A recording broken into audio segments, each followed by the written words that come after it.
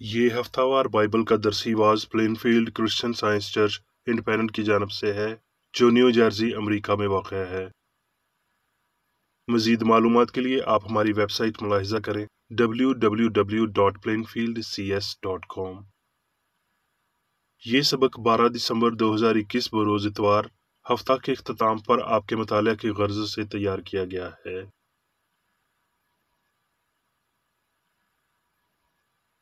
مضمون: خدا محافظ انسان۔ سنہری متن: زبور۔ اے خداوند، مجھے اپنی راہ بتا اور میرے دشمنوں کے سبب سے مجھے ہموار راستے پر چلا۔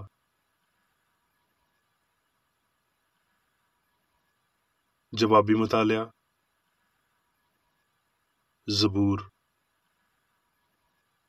خداوند میری روشنی اور میری نجات ہے، مجھے کس کی دہشت؟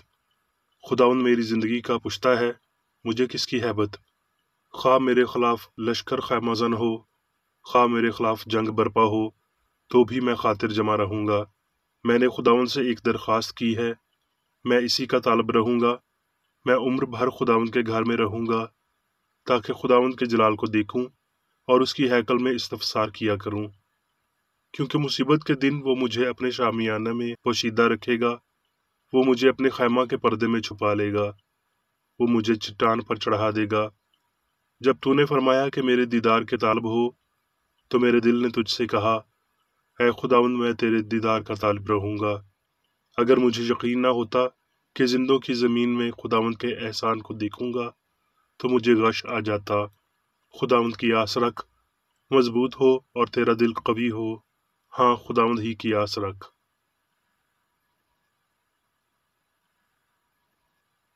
درسی واز بائبل میں سے زبور۔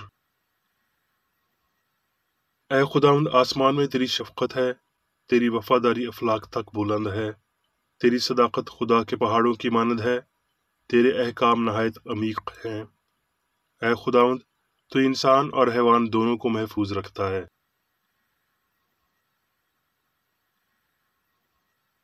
زبور۔ اپنا بوجھ خداوند پر ڈال دے، وہ تجھے سنبھال لے گا، وہ صادق کو کبھی جنبش نہ کھانے دے گا۔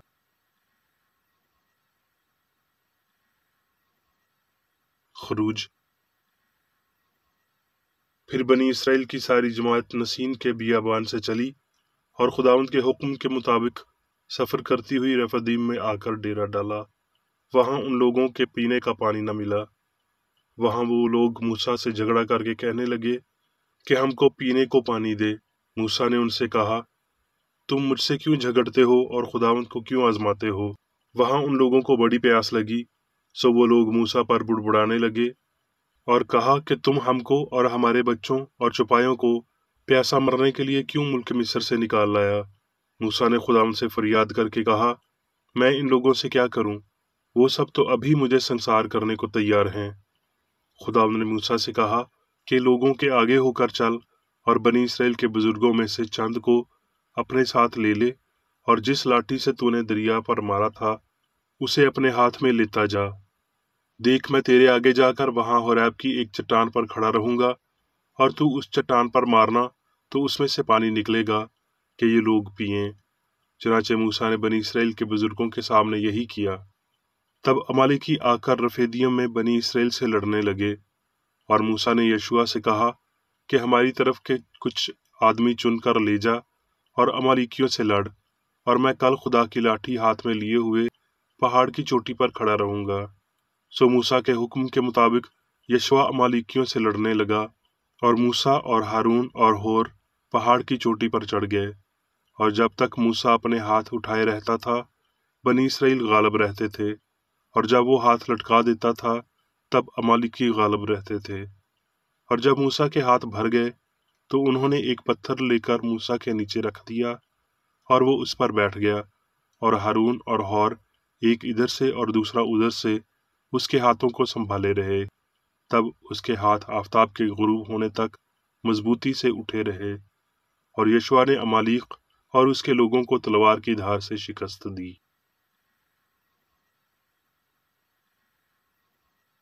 استثنا: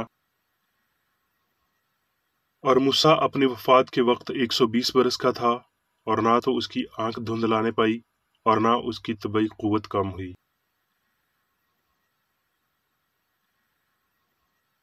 ساموئیل: خدا میرا مضبوط قلعہ ہے، وہ اپنی راہ میں کامل شخص کی رہنمائی کرتا ہے۔ وہ اس کے پاؤں ہرنیوں کے سے بنا دیتا ہے اور مجھے میری اونچی جگہوں میں قائم کرتا ہے۔ وہ میرے ہاتھوں کو جنگ کرنا سکھاتا ہے، یہاں تک کہ میرے بازو پیتل کی کمان کو جھکا دیتے ہیں۔ تو نے میرے نیچے میرے قدم کشادہ کر دیے اور میرے پاؤں نہیں پھسلے، کیونکہ تو نے لڑائی کے لیے مجھے قوت سے کمر بستہ کیا۔ اس لیے اے خداوند، میں قوموں کے درمیان تیری شکر گزاری اور تیرے نام کی مدح سرائی کروں گا۔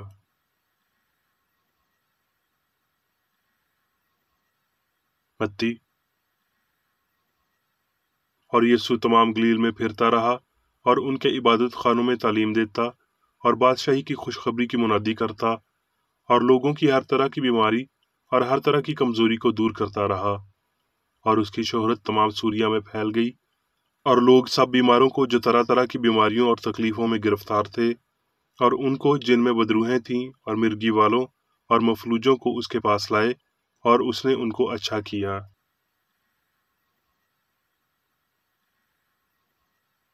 متی: وہ اس بھیڑ کو دیکھ کر پہاڑ پر چڑھ گیا، اور جب بیٹھ گیا تو اس کے شاگرد اس کے پاس آئے، اور وہ اپنی زبان کھول کر ان کو یوں تعلیم دینے لگا۔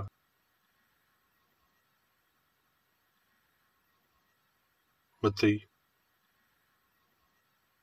اے محنت اٹھانے والوں اور بوجھ کے دبے لوگوں، سب میرے پاس آؤ، میں تم کو آرام دوں گا۔ میرا جوا اپنے اوپر اٹھا لو اور مجھ سے سیکھو، کیونکہ میں حلیم ہوں اور دل کا فروتن، تو تمہاری جانیں آرام پائیں گی، کیونکہ میرا جوا ملائم ہے اور میرا بوجھ ہلکا ہے۔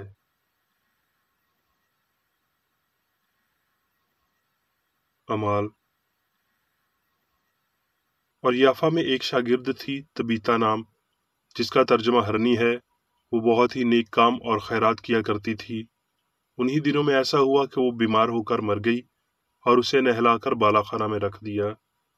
اور چونکہ لدیا یافا کے نزدیک تھا، شاگردوں نے یہ سن کر کہ پطرس وہاں ہے، 2 آدمی بھیجے اور اس سے درخواست کی کہ ہمارے پاس آنے میں دیر نہ کر۔ پطرس اٹھ کر ان کے ساتھ ہو لیا۔ جب پہنچا تو اسے بالا خانہ میں لے گئے، اور سب بیوائیں روتی ہوئیں اس کے پاس آ کھڑی ہوئیں، اور جو کرتے اور کپڑے ہرنی نے ان کے ساتھ رہ کر بنائے تھے دکھانے لگیں۔ پطرس نے سب کو باہر کر دیا اور گھٹنے ٹیک کر دعا کی، پھر لاش کی طرف متوجہ ہو کر کہا، اے تبیتا، اٹھ۔ پس اس نے آنکھیں کھول دیں اور پطرس کو دیکھ کر اٹھ بیٹھی۔ اس نے ہاتھ پکڑ کر اسے اٹھایا اور مقدسوں اور بیواؤں کو بلا کر اسے زندہ ان کے سپرد کیا۔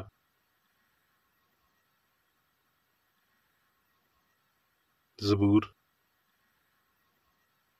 اے خداوند، تو نے اپنے کام سے خوش کیا، میں تیری صنعت کاری کے سبب سے شادیاں نہ بجاؤں گا۔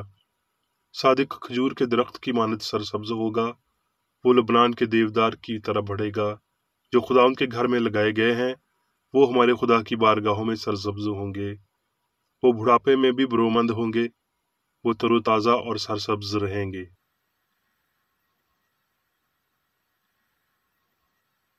اب میں میری بیکریڈی کی تحریر کردہ کرسچن سائنس کی درسی کتاب سائنس اور صحت آیات کی کنجی کے ساتھ میں سے لی گئی تحریریں پڑھوں گا۔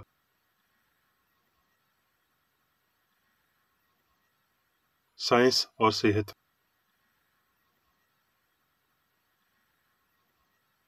مسیحت کی تاریخ اس آسمانی باپ قادر مطلق فہم کے عطا کردہ معاون اثرات اور حفاظتی قوت کے شاندار ثبوتوں کو مہیا کرتی ہے، جو انسان کو ایمان اور سمجھ مہیا کرتا ہے، جس سے وہ خود کو بچا سکتا ہے، نہ صرف آزمائش سے بلکہ جسمانی دکھوں سے بھی۔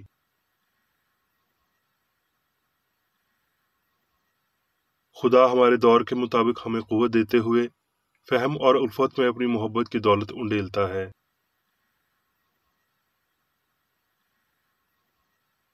یہاں بشری عقل کی کمزوری کو طاقت مہیا کرتے ہوئے، یعنی وہ طاقت جو لفانی اور قادر مطلق عقل سے ملتی ہے، اور انسانیت کو پاکیزہ ترین خواہشات میں، حتیٰ کہ روحانی طاقت اور انسان کے لیے خیر سگالی میں بھی خود سے بلند درجہ دیتے ہوئے کرسچن سائنس خود مختار اکسیر اعظم ہے۔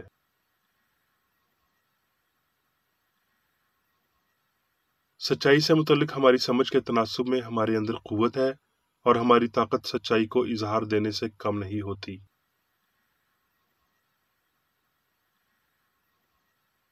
یہ کہنا کہ طاقت مادے میں ہے، یہ کہنے کے برابر ہے کہ طاقت ڈنڈے میں ہے۔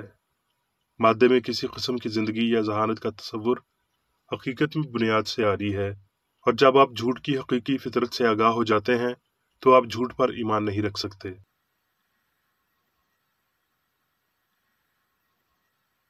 چونکہ لوہار کے بازو کے پٹھے مضبوطی سے بنے ہوتے ہیں، تو اس کا یہ مطلب ہرگز نہیں کہ یہ ورزش کرنے کا نتیجہ ہے یا کم استعمال ہونے والا بازو کمزور ہے۔ اگر کام کا سبب مادہ ہوتا، اور اگر پٹھا فانی عقل کی مرضی کے بغیر ہتھوڑا اٹھا سکتا اور آہرن پر مار سکتا، تو یہ حقیقت سمجھی جا سکتی تھی کہ ہتھوڑا چلانے سے پٹھے مضبوط ہوتے ہیں۔ ٹرپ ہیمر کو مشق کے ذریعے سائز میں نہیں بڑھایا جاتا، کیوں نہیں، جبکہ پٹھے بھی ایسے ہی مادی ہیں جیسے لکڑی یا لوہا ہے، کیونکہ کوئی بھی یہ نہیں مانتا کہ ہتھوڑے پر ایسا نتیجہ عقل کی وجہ سے ہوتا ہے۔ پٹھے خود بخود کام نہیں کرتے، اگر عقل انہیں حرکت میں نہیں لاتی تو وہ بے حرکت ہی رہتے ہیں۔ لہٰذا یہ بڑی حقیقت ہے کہ واحد عقل ہی اپنے اختیار سے اس کی طلب اور فراہمی کی قوت کے باعث انسان کو بڑھاتی اور اس کو طاقت فراہم کرتی ہے۔ پٹھوں کی مشق کی بدولت نہیں، بلکہ مشق پر لوہار کے یقین کی بدولت اس کا بازو مضبوط ہوتا ہے۔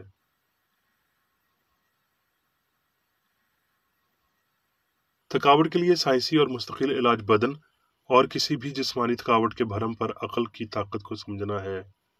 بس اس بھرم کو نیست کریں، کیونکہ مادہ کبھی تھکا ہوا اور بوجھ سے دبا ہوا نہیں ہوتا۔ آپ کہتے ہیں کہ محنت مجھے تھکا دیتی ہے، مگر یہ مجھے کیا ہے؟ کیا یہ پٹھا ہے یا عقل؟ کون سی چیز تھکتی ہے اور ایسا بولتی ہے؟ عقل کے بنا کیا پٹھے تھک سکتے ہیں؟ کیا پٹھے بولتے ہیں یا آپ ان کے لیے بولتے ہیں؟ مادہ کم عقل ہے، فانی عقل جھوٹ بولتی ہے، اور وہ جو اس تھکاوٹ کی تصدیق کرتا ہے وہی اس تھکاوٹ کو بناتا ہے۔ آپ یہ نہیں کہتے کہ پہیہ تھک گیا ہے، تاہم بدن بھی پہیے کی طرح ہی مواد ہے۔ اگر یہ وہ نہیں جو انسان بدن کے لیے کہتا ہے، تو بدن کسی بھی بے جان پہیے کی طرح کبھی نہیں تھکے گا۔ کئی گھنٹے لاشعوری کے آرام سے زیادہ سچائی کا شعور ہمیں آرام دیتا ہے۔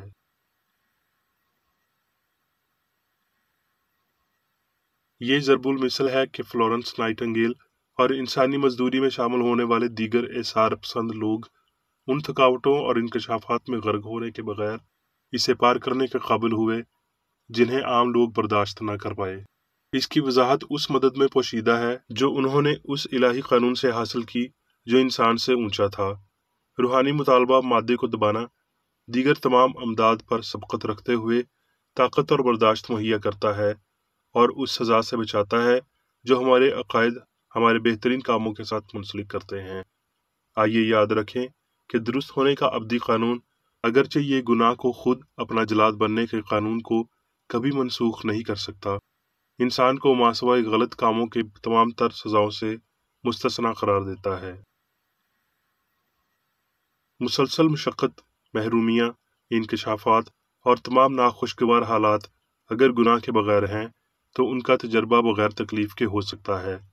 جو بھی کام آپ پر فرض ہو، آپ وہ خود کو تکلیف دیے بغیر سر انجام دے سکتے ہیں۔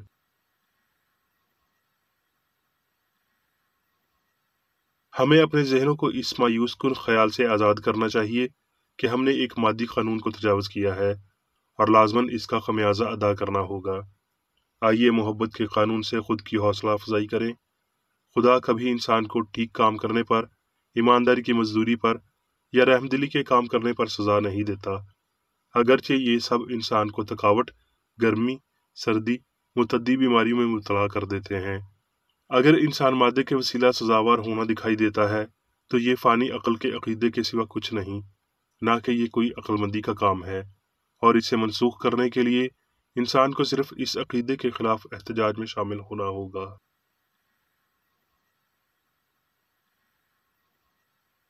ایک نیک مقصد اور کام میں زندگی اور لافانیت اس خون کی نسبت کہیں زیادہ ہے جو فانی رگوں میں بہتا ہے اور زندگی کے جسمانی فہم کو پیدا کرتا ہے۔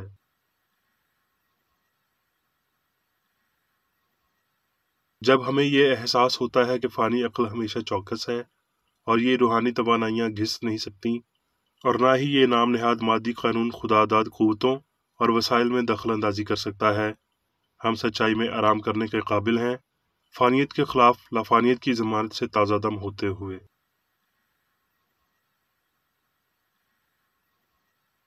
ہم الہی سائنس میں صرف تبھی زندگی حاصل کرتے ہیں جب ہم جسمانی فہم سے بلند زندگی گزارتے اور اسے درست کرتے ہیں۔ نیکی یا بدی کے دعووں کے لیے ہمارا متناسب اعتراف ہماری وجودیت کی ہم آہنگی، ہماری صحت، ہماری عمر کی درازی اور ہماری مسیحت کا تعین کرتا ہے۔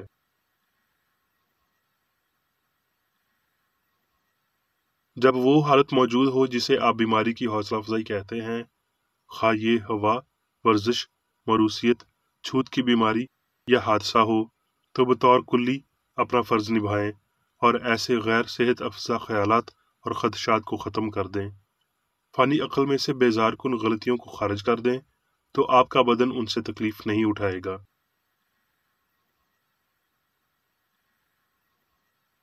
عقل جسمانی حواس کا مالک ہے اور بیماری، گناہ اور موت کو فتح کر سکتی ہے۔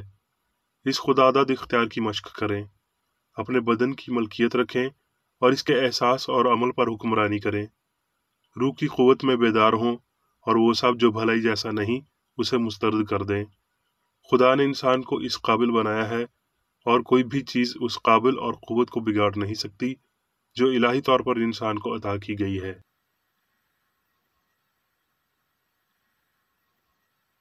اب میں میری بیکر ریڈی کی جانب سے چرچ مینول میں دیے گئے روزانہ کے 3 فرائض پڑھوں گا۔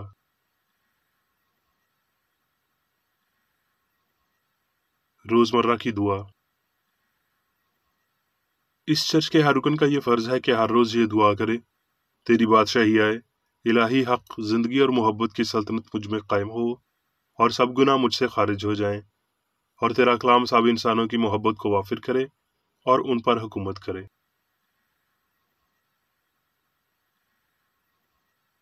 مقاصد اور اعمال کا ایک اصول۔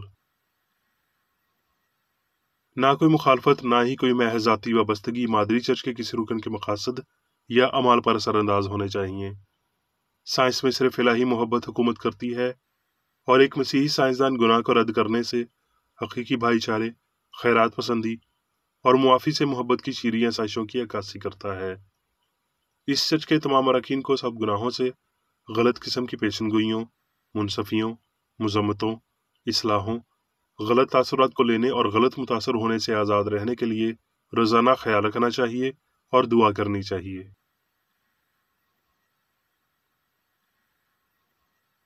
فرض کے لیے چوکسی۔